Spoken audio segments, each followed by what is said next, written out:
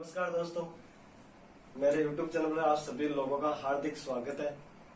और जो भी इस वीडियो को देखे तो ज्यादा से ज्यादा लाइक, शेयर और सब्सक्राइब करें, ताकि आने वाले जो एग्जाम है उसमें हमारे जो ये सिलेबस चल रहा है इसमें से क्वेश्चन आ जाए तो हमारा सौभाग्य होगा। बहुत ही बढ़िया बात है क्वेश्चन आ जाए तो देखो, हमने अधिगम के जो व्यवहारवादी सिद्धांत शुरू किए थे उनमें पहला जो पढ़ लिया था हमने, प्रयास और त्रुटि का सिद्धांत थॉर्नडाइक ने प्रतिपादन किया, वो उसके बारे में हमने कंप्लीट पढ़ लिया था।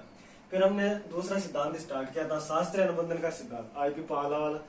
तो उस जो भी इस वीडियो को देख रहे हैं तो वो पिछला वीडियो जरूर देखें। अब मैं पीछे से आगे इसको स्टार्ट कर रहा हूँ। तो देखो, इसमें हमने पिछले वीडियो में दो किताबें नहीं लिखी थी, इंपॉर्टेंट किताबें आईपी पाला की, वो आपको याद रखनी है। तो देखो, पहली किताब तो सबसे मोस्ट इम्पोर्टेंट है हमारे लिए, वही उपयोग किया जाता। तो पहली किताब का नाम है कंडीशन ऑफ रिफ्लेक्सिव। ये मोस्ट इम्पोर्टेंट किताब है, कब प्रकाशित हुई थी? 1927 में। तो ये हमारे लिए, साइकोलॉजी वालों के लिए, हमारे लिए सबसे मोस्ट इम्पोर्टेंट किताब है इनकी, कंडीशन ऑफ रिफ्लेक्सिव, 1927 में प्रकाशित हुई थी। दूसरी किताब इनकी मोस्ट, वो देखिए आप, द वर्क ऑफ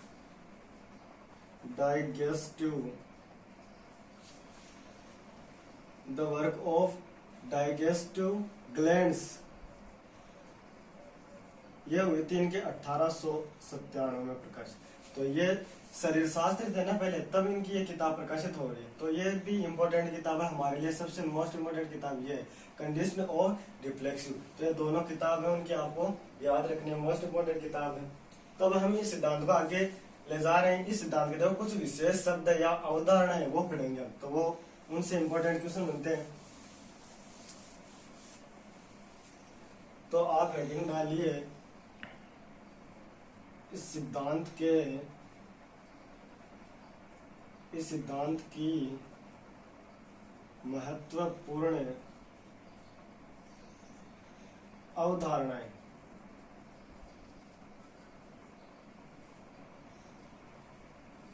इसमें 5 या 6 ऐसे शब्द प्रयोग किए आईपी पाला ने, वो आपको ध्यान में रखने, तो बहुत ही इंपॉर्टेंट है। उसमें हमारा पहला आता है आंतरिक उत्तेजना का नियम। आंतरिक उत्तेजना का नियम। अब देखो, आंतरिक उत्तेजना का नियम क्या है? इसका मतलब यह है कि घंटी को बार बार उपस्थित करने पर उसके प्रति प्रतिक्रिया का होना। यह क्या है? आंतरिक उत्तेजना का नियम। यानी घंटी को हमने बार बार उपस्थित किया तो कुत्ता उसको, घंटी को सुनते उसके मन में हो जाता है कि भाई भोजन तो आएगा। तो घंटी को बार बार उपस्थित करने पर उसके प्रति प्रतिक्रिया का होना, मतलब लाट टपका रहा हो। तो ये हो गया आंतरिक उत्तेजना का नियम। दूसरा नियम सबसे मोस्ट है, ये मोस्ट लगा लीजिएगा आप, यह है विलोपन। विलोपन या आंतरिक अवरोध का नियम भी बोल सकते हो आप। आंतरिक अवरोध का नियम। अब देखो, इसमें क्या है कि हमने क्या किया, घंटी को तो बार बार बजाया, घंटी को बार बार बजाने पर भोजन नहीं देना। तो हम भोजन नहीं देंगे तो कुत्ता क्या करेगा? जो कुत्ते ने लार टपकाई ना, वो या तो कमजोर हो जाएगी या बिल्कुल ही बंद हो जाए। तो भोजन नहीं देना, परिणाम स्वरूप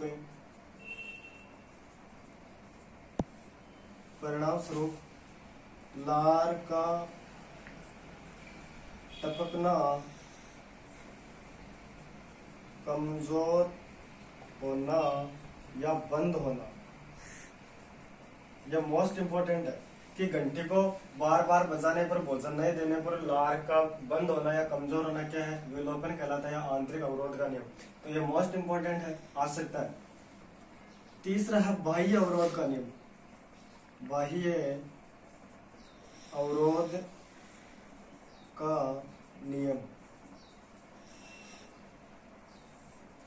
बाह्य अवरोध का नियम क्या है कि घंटी प्लस भोजन, भोजन के अलावा अन्य कोई भी चीज, अन्य कोई भी वस्तु या चीज बाधा उत्पन्न करे, उत्पन्न करे। ये क्या कहलाता है, बाह्य अवरोध का नियम। मतलब घंटे और भोजन के अलावा कुत्ते के सामने हमने ऐसी कोई भी चीज रख दी, उसका ध्यान हट जाएगा और वो दूसरी तरफ ध्यान देने लग जाएगा। तो ये क्या कहलाता है, बाह्य अवरोध का नियम कहलाता है। यानी घंटी और भोजन के अलावा अन्य कोई भी ऐसी वस्तु हो जिससे क्या हो, कुत्ते का ध्यान भटको, तो ये कहलाता है बाह्य अवरोध का नियम। ये तीनों इंपॉर्टेंट है, आप देखिएगा।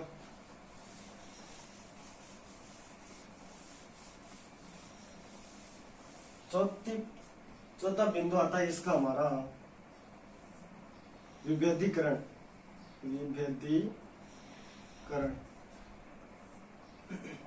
अब देखो विभेदीकरण क्या है कि मूल उद्दीपक के मिलते जुलते उद्दीपकों में अंतर करना, यही क्या है, विभेदीकरण है। तो देखो उद्दीपकों में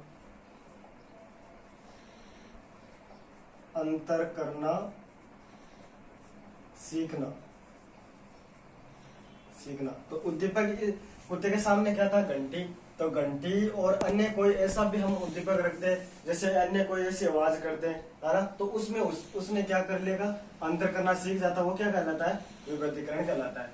और नंबर 5 पर है हमारा है विसंवेदीकरण। विसंवेदीकरण।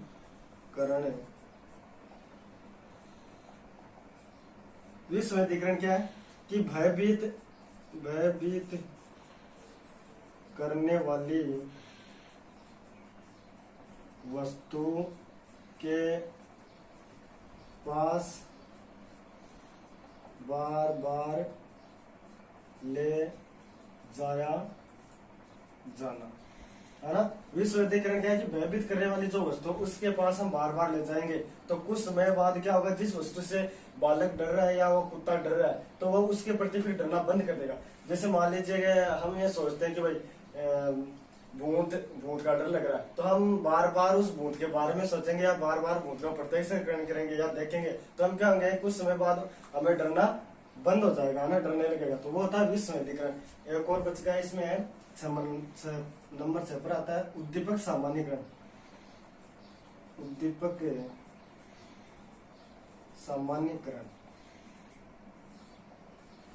अब देखो जो भोजन था यानी कि मूल उद्दीपक से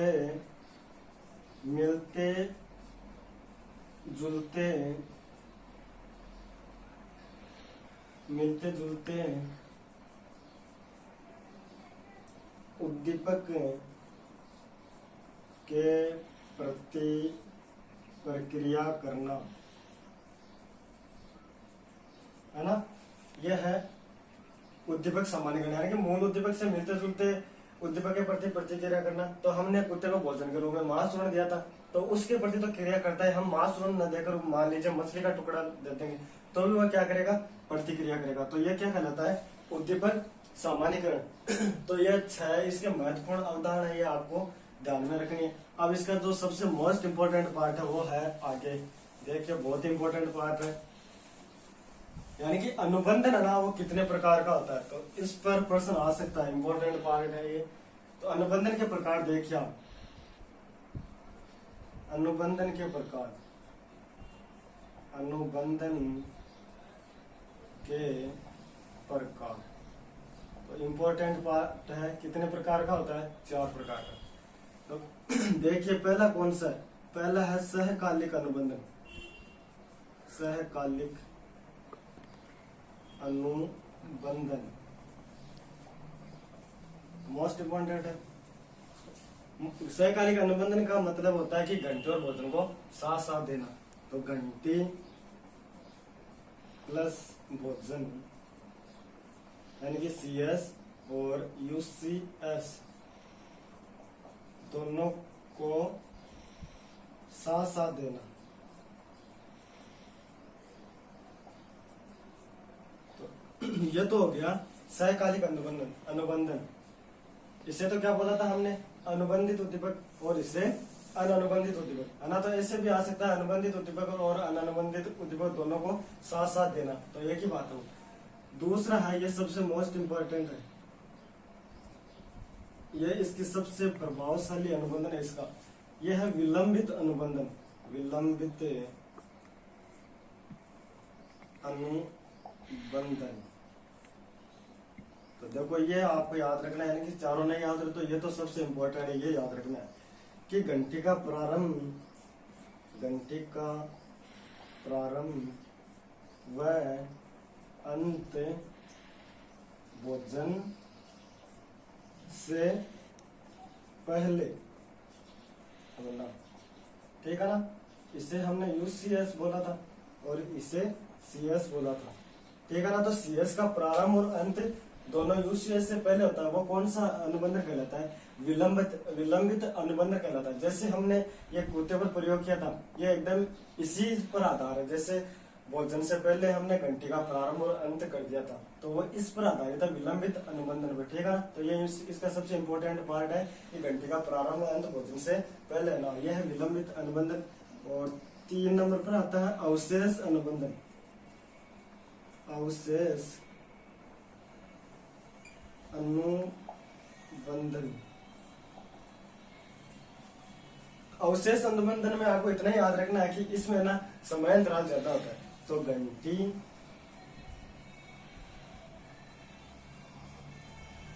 CS प्लस भोजन के मध्य UCS के मध्य समयांतराल अधिक होना। जैसे हमने प्रयोग के दौरान देखा था ना कि घंटी का बजाने के 2-4 सेकंड बाद ही क्या जाता, भोजन आ जाता। तो यहाँ पर देखो समयांतराल ज्यादा है। जैसे मान लीजिए घंटी बजाई थी 4:25 पर और हम उसको भोजन देंगे 4:50 पर, तो कुत्ता उसके प्रति अनुबंधित नहीं होगा, क्योंकि उससे पता ही नहीं चलेगा कि क्या हो रहा है या क्या नहीं हो रहा है, भोजन आएगा या नहीं आएगा, है ना। तो ये कमजोर अनुबंधन है, ये अवशेष अनुबंधन है ना, कि घंटे और भोजन के मध्य समयांतराल अधिक है, तो इससे अनुबंधन बहुत ही कम मात्रा में वो कर पाएगा। फिर 4 नंबर पर आता है पश्चगामी अनुबंधन। पश्चगामी अनुबंधन, ये तो इसमें सबसे बेकार अनुबंधन होता है कि इसमें तो अनुबंधन स्थापित होना मतलब नगण्य के बराबर है। कि हमने क्या किया था कि भोजन किसके पहले देंगे, हम घंटी के पहले देंगे। तो UCS को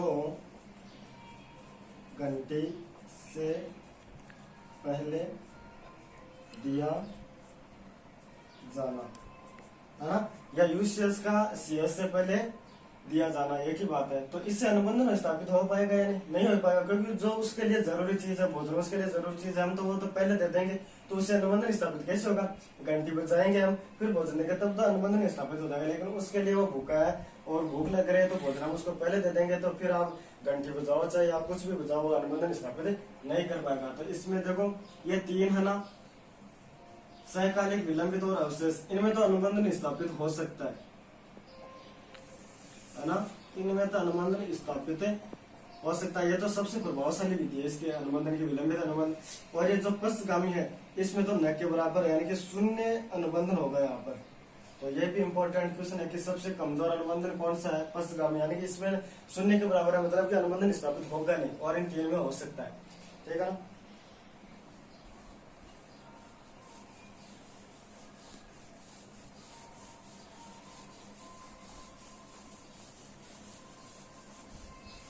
अब देखिए अनुबंधन को प्रभावित करने वाले कारक, ये भी इंपॉर्टेंट पार्ट है इसका। अनुबंधन को प्रभावित करने वाले कारक। तो इसका इंपॉर्टेंट पार्ट है ये भी। तो पहला तो कारक आता है प्रेरक का प्रभाव। प्रेरक का प्रभाव, तो उसके लिए प्रेरक क्या थी? भूख थी, यानी कि वह भूखा था, इसलिए तो अनुक्रिया करेगा। अगर वह कुत्ता भरपेट होता तो क्या अनुक्रिया करता ना? नहीं करता। तो पहला तो हो गया भूख, प्रेरक का प्रभाव। फिर दूसरा उत्तेजकों के क्रम का प्रभाव। इनका कैसे होगा कि हमने घंटी बजाई पहले, फिर क्या दिया? भोजन दिया, तब भी तो अनुबंधन स्थापित हुआ ना। अगर मान लीजिए हम भोजन पहले देते थे, बाद में घंटे बजाते, तो क्या हो सकता? अनुबंधन स्थापित नहीं हो सका। तो उत्तेजकों का क्रम भी क्या करता था? प्रभावित करता था। नंबर 3 पर उत्तेजकों की पुनरावृत्ति, यह भी क्या करती है? प्रभावित करती है। देखो पावलोव ने कितनी बार प्रयोग किया था? घंटी बजाई भोजन दिया, घंटी बजाई भोजन दिया। लास्ट में एंड में आते समय उसने क्या किया था कि भोजन को कट कर दिया था और घंटी बजाने पर कुत्ता क्या किया था? लाट गई। तो वो क्या थी? उत्तेजकों को बार बार दोहराए ना, यानी कि उत्तेजकों को बार बार दोहराए, बार बार दोहराया जाना। फिर नंबर 4 पर आता है मानसिक स्वास्थ्य। मानसिक स्वास्थ्य, मानसिक रूप से अगर कुत्ता स्वस्थ है तभी अनुबंधन स्थापित हो चुका। अगर मान लो कुत्ता हिड़कायड़ हो तो क्या अनुबंधन स्थापित हो चुका था? क्या नहीं होता? अनुबंधन किसी हालत में स्थापित नहीं हो चुका। तो वह मानसिक रूप से क्या था? स्वस्थ था, इसीलिए क्या हो चुका था? अनुबंधन स्थापित हुआ था। नंबर 5 पर है लिंग का प्रभाव। लिंग का प्रभाव, लिंग का प्रभाव भी पड़ता है। नंबर 6 पर है बुद्धि का प्रभाव। बुद्धि का प्रभाव, यानी कि अगर मान लीजिए कुत्ते की बुद्धि जड़ बुद्धि होती तो क्या होता? अनुबंधन स्थापित हो चुका होता? क्या नहीं होता। और नंबर 7 पर है नियंत्रित वातावरण का प्रभाव। नियंत्रित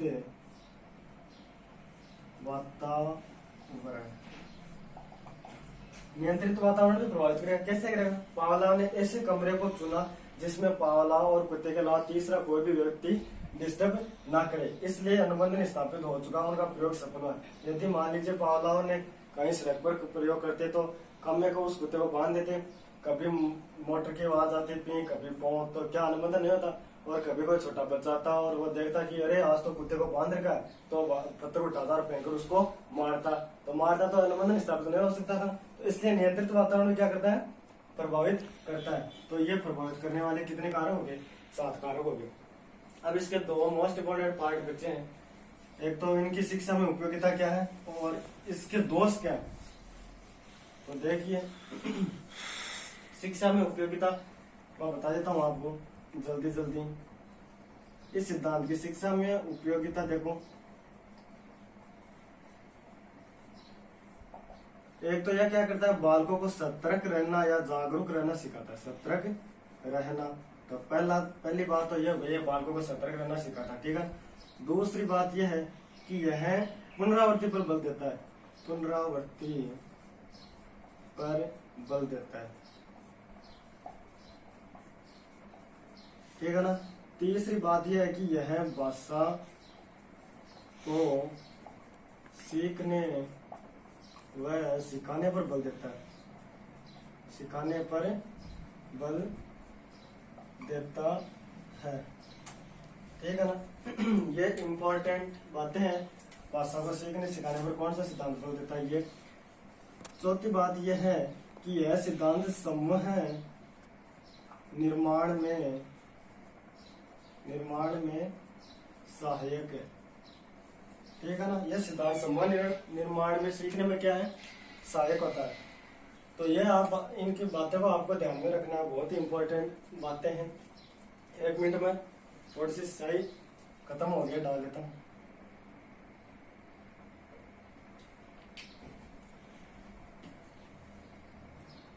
है ना। तो यह समूह निर्माण में क्या है?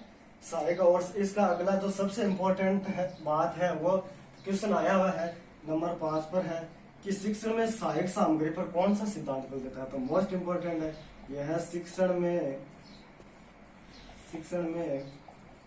सहायक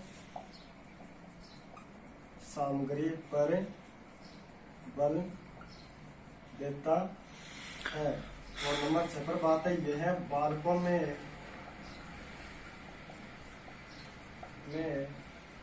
भय की प्रवृत्ति को दूर करता है। ठीक है ना। और नंबर 7 पर है कि यह मानसिक जो रोगी होते हैं ना उनके उपचार में ये सहायक है। तो मानसिक रोगियों के उपचार में सहायक है। इम्पोर्टेंट बातें। नंबर 8 पर है कि ये जो लोग जो जल्दी संवेगों का प्रदर्शन कर देते हैं ना उनमें भी सहायक है। तो नंबर 8 पर संवेगों के प्रशिक्षण में सहायक है। ठीक है ना। और नंबर 9 पर है कि यह समायोजन स्थापित करने में क्या है सहायक है। तो ये बातें आपको देखो ये आपको याद रखने की भाषा को सीखने और सिखाने पर कौन बल देता है। और एक इसकी सबसे इम्पोर्टेंट बात है वो है नंबर 10 पर यह सिद्धांत सीखने में पठन कला और चित्रकला और सुलेख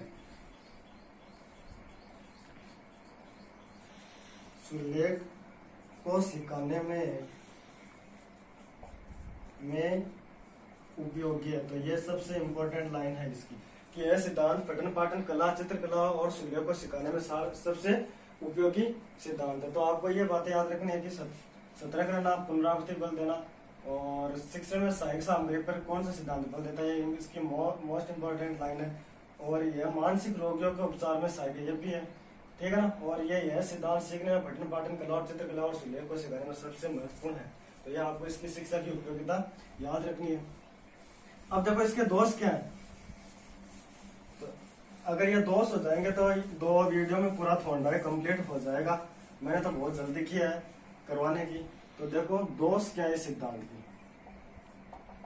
दोष तो इस सिद्धांत का सबसे पहला दोष तो यही है कि सबसे महत्वपूर्ण किसको मानता है, अनुबंधन को मानता है। यानी कि यह किस पर देता है बल, अनुबंधन से सिखाने पर बल देता है। लेकिन जो मनुष्य की जो मानसिक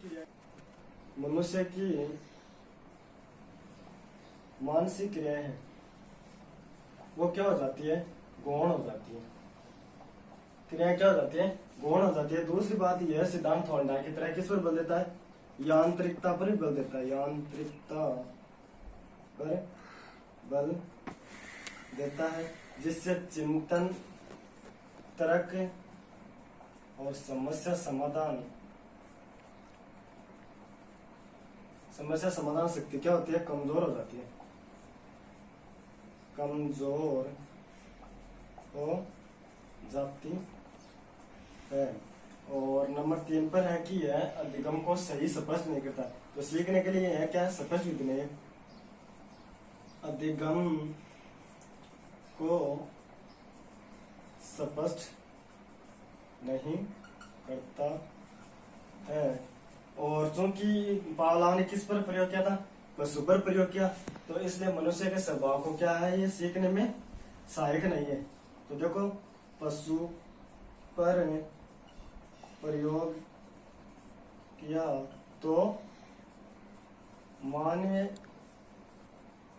गुणों की अवहेलना। ठीक है ना। तो ये इसके दोष है। तो दोष याद रखने, अनुबंधन को इन्होंने सबसे मोस्ट इम्पोर्टेंट माना है। ठीक है ना।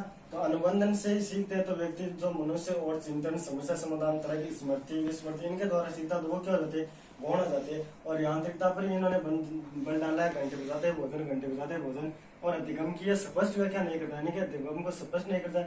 और पशु पर प्रयोग किया तो मानव गुणों की इन्होंने क्या किया, अवहेलना किया। तो मनुष्य के स्वभाव को समझने में क्या है, थोड़ा परेशान है। अब देखो एक स्किनर का स्टेटमेंट है। पिछली बार मैंने जैसे प्रयास और त्रुटि में वुडवर्थ का स्टेटमेंट दिया था, इसलिए इसमें भी स्किनर का स्टेटमेंट है। स्किनर ने क्या कहा कि शास्त्रीय अनुबंधन सीखने का सहज संबंध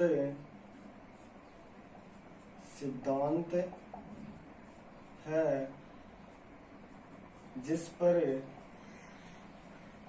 अभिगम निर्भर करता है।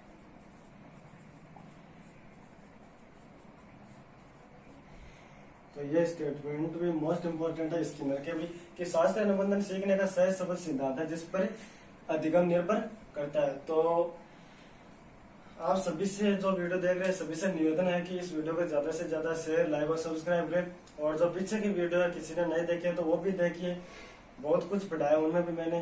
तो आज बस इतना ही, अगले वीडियो में हम मिलते हैं जल्दी। जो स्किनर का सिद्धांत है, क्रिया परसु सिद्धांत, उसके बारे में हम विस्तार से चर्चा करेंगे। धन्यवाद।